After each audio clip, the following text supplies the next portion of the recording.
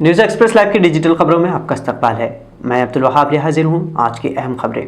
सबसे पहले डालते हैं एक नज़र आज की अहम सुर्खियों पर। पैगंबर इस्लाम की शान में गुस्ताखी पर फ्रांस में चाकू से हमला, 3 की मौत। बाल बाल बचे BJP MP Manoj Tiwari, helicopter 40 minute तक रहा रडार से गायब। लक्ष्मी बॉम्ब के नाम पर हुआ विवाद, अक्षय कुमार ने बदला फिल्म का नाम। बिहार इलेक्शन में सभा के दौरान कांग्रेसी नेता ने कहा, किसको कब गिराना है जनता जानती है। बोलते ही टूटा कांग्रेस नेता का मंच। और 10 विधायकों की बगावत पर बीएसपी सुप्रीमो मायावती का बयान, समाजवादी पार्टी को हराने बीजेपी को वोट कर सकते हैं। अब खबरें तफसील से। दुनिया भर में मुस्लिम आस्था पर फ्रांस में मुसलसल हमलों के बाद अब पेरिस के नीस शहर में आज एक हमले में 3 लोगों की मौत हो गई। फ्रांस में मस्जिद को टेम्परेरी बंद करने और मुस्लिम समुदाय से लोगों पर क्रैकडाउन के बाद से फ्रांस के आर्थिक बहिष्कार के साथ साथ गृह युद्ध जैसी स्थिति बनी हुई है। फ्रांसीसी प्रोडक्ट्स के बाइकआउट के बाद से एक तरफ फ्रांस की अर्थव्यवस्था मुसलसल गिर रही है, तो दूसरी तरफ पैगंबर के कार्टून्स के बाद से उसे फ्रीडम ऑफ स्पीच के नाम पर भावनाओं को आहत करने से इंटरनेशनल रिश्ते खराब हो रहे हैं। पेरिस में मुसलमानों की आस्था का केंद्र माने जाने वाले पैगंबर के खाके बनाने पर हुए हमलों पर भारतीय सरकार ने फ्रांस का समर्थन करते हुए इसे आतंकवादी हमला करार दिया। भारतीय विदेश मंत्रालय ने बयान जारी करते हुए फ्रांसीसी राष्ट्रपति इमैनुअल मैक्रों के साथ खड़े रहने की बात ऐसे वक्त में कही जब पूरी मुस्लिम दुनिया फ्रांस के खिलाफ खड़ा है। इससे भारत और मिडिल ईस्ट में रिलेशंस खराब होने की बात भी मुस्लिम दानिश्वरों की जानिब से कही जा रही है। साथ ही मुस्लिम समुदाय ने फ्रांस के फ्रीडम ऑफ स्पीच की आड़ में इसे मुस्लिम आस्था पर हमला बताया। बॉलीवुड अदाकार अक्षय कुमार अब ट्रांसजेंडर बन गए हैं, लेकिन हकीकत में नहीं। उन्होंने अपनी आने वाली फिल्म लक्ष्मी बॉम्ब के लिए ये किरदार चुना है, लेकिन फिल्म के नाम पर धार्मिक भावनाएं आहत होने के बाद इस फिल्म का नाम लक्ष्मी बॉम्ब से बदलकर सिर्फ लक्ष्मी कर दिया गया है। हाल ही में मुकेश खन्ना और दीगर अदाकारों ने फिल्म के टाइटल पर सवाल उठाए थे और इसे लोगों की भावनाएं आहत होने का आरोप लगाया था। सेंसर बोर्ड से चर्चा के बाद फिल्म का नाम तब्दील कर दिया गया है और इसे सर्टिफिकेट भी जारी किया गया है।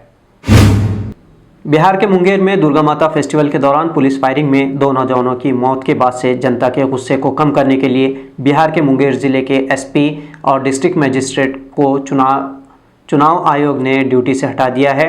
साथ ही चुनाव आयोग ने मुंगेर में हुई हिंसा की जांच के भी आदेश दिए हैं। बिहार के विपक्ष ने नीतीश कुमार सरकार पर पुलिस फायरिंग की घटना को लेकर जोरदार हमला करते हुए इसे जलियांवाला बाग जैसी घटना बताई। तोड़फोड़ के बाद से मुंगेर में तनाव की स्थिति बनी हुई है। बीजेपी से गुजरात के 2 मरतबा मुख्यमंत्री रहे केशव भाई पटेल का आज निधन हो गया। वो 92 साल के थे।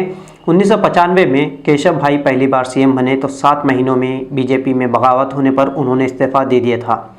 दूसरी बार 1998 में वो फिर से मुख्यमंत्री बने तो 3 साल बाद 2001 में भुज में आए भूकंप के बाद गुजरात में व्यवस्था और पार्टी में असंतोष की वजह से उन्होंने फिर से इस्तीफा दे दिया था। उनके बाद भारतीय जनता पार्टी ने नरेंद्र मोदी को राज्य का मुख्यमंत्री बनाया था। केशव भाई की मौत पर नरेंद्र मोदी और अमित शाह ने ट्वीट करते हुए अफसोस का इजहार भी किया। बीएसपी सुप्रीमो मायावती के बीजेपी के झुकाव के सबब बहुजन पार्टी में एक बार फिर से बगावत हो गई है। मायावती ने जुमेरात को अपने 7 बाकी विधायकों को पार्टी से सस्पेंड कर दिया है। इन विधायकों ने उत्तर प्रदेश में 10 सीटों पर 9 नवंबर को होने वाले राज्यसभा चुनाव में पार्टी के उम्मीदवार रामजी गौतम का विरोध किया था। पीटीआई न्यूज़ एजेंसी के मुताबिक बीएसपी के विधायकों ने रिटर्निंग ऑफिसर से मुलाकात करते हुए राज्यसभा उम्मीदवार रामजी गौतम के फॉर्म पर उनके समर्थन के फर्जी दस्तखत बताए थे। बीएसपी सुप्रीमो मायावती ने समाजवादी पार्टी से गठबंधन को एक बड़ी गलती बताई और उन्होंने समाजवादी पार्टी को हराने के लिए बीजेपी को वोट करने को मंजूरी दी। बिहार चुनाव में पहला चरण मुकम्मिल होने पर सीएम नीतीश कुमार ने बड़ा बयान दिया है। उन्होंने कहा है कि आबादी के हिसाब से लोगों को रिजर्वेशन मिलना चाहिए। नीतीश ने कहा कि जनगणना हमारे हाथ में नहीं है, लेकिन हम चाहेंगे कि जितने लोगों की आबादी है उस हिसाब से लोगों को आरक्षण मिले। इसमें हमारा कोई दो राय नहीं है। बिहार विधानसभा चुनाव के तहत 28 अक्टूबर को पहले चरण की वोटिंग हो चुकी है और दूसरे चरण के लिए सभी सियासी पार्टियों ने कमर कस ली है। इसी दौरान बिहार के मुख्यमंत्री नीतीश कुमार ने ये बयान दिया है। बिहार में दूसरे चरण के चुनाव 3 नवंबर को होंगे। जमहूरियत में जनता सब जानती है किसी को कब उठाना है और किसको कब गिरा देना है। ऐसा कहते ही कांग्रेस लीडर का मंच टूट गया और वो गिर पड़े। बिहार इलेक्शन के दौरान जनता से भाषण के दौरान कांग्रेसी उम्मीदवार उस्मानी का मंच टूट गया और वो खुद गिर पड़े। वो दरभंगा जिले में बात कर रहे थे कि लोकतंत्र में 5 साल में सरकार चुनने का मौका मिलता है, जनता के हाथ में है कि कब किसको उठाना है और कब किसको गिराना।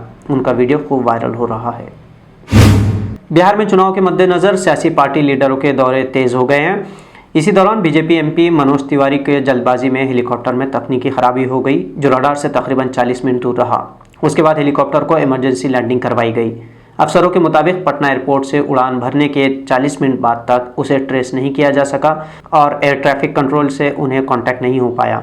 मनोज तिवारी अपने साथियों के साथ बीजेपी के प्रचार के लिए पटना से बेतिया जा रहे थे। केंद्रीय मंत्री नितिन गडकरी ने नेशनल हाईवे अथॉरिटी के अफसरान को भ्रष्ट और नालायक बताया। दरअसल गडकरी ने वीडियो कॉन्फ्रेंसिंग के जरिए दिल्ली में NHAI की इमारत की उद्घाटन में 9 साल की देरी से नाराज थे। अथॉरिटी की इमारत बनाने के लिए 2011 में टेंडर जारी किया गया था। गडकरी ने कहा कि दिल्ली से मुंबई हाईवे प्रोजेक्ट 80,000 से 1 लाख करोड़ रुपए का खर्च होगा, वो 3 सालों में बनेगा और सिर्फ 250 करोड़ रुपए की इमारत वाली इस बिल्डिंग को 9 साल लग गए। गडकरी ने कहा कि NHAI में ख़राब जहनियत वाले लोग हैं जो कई सालों से इसमें चिपके हुए हैं। तो नाज़रीन, ये थी न्यूज़ एक्सप्रेस लाइव के लिए आज दिन भर की अहम खबरें। मज़ीद खबरों के लिए आप हमें फेसबुक और यूट्यूब पर सब्सक्राइब और फॉलो कर सकते हैं।